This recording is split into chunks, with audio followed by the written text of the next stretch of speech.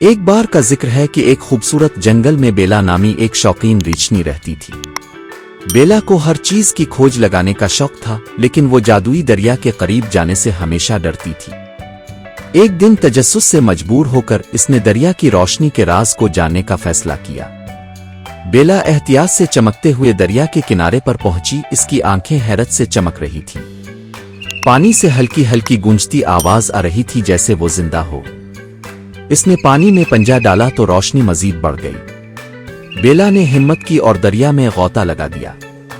اسے یقین نہیں آیا جب وہ ایک جادوئی زیر آب دنیا میں پہنچ گئی، جہاں چمکتی مچھلیاں اور رنگین مرجان تھے۔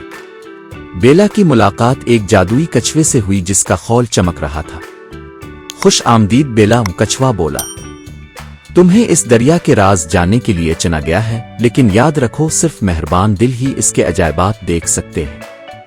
کچھوے نے بیلا کو ایک خفیہ دروازے کی طرف رہنمائی کی۔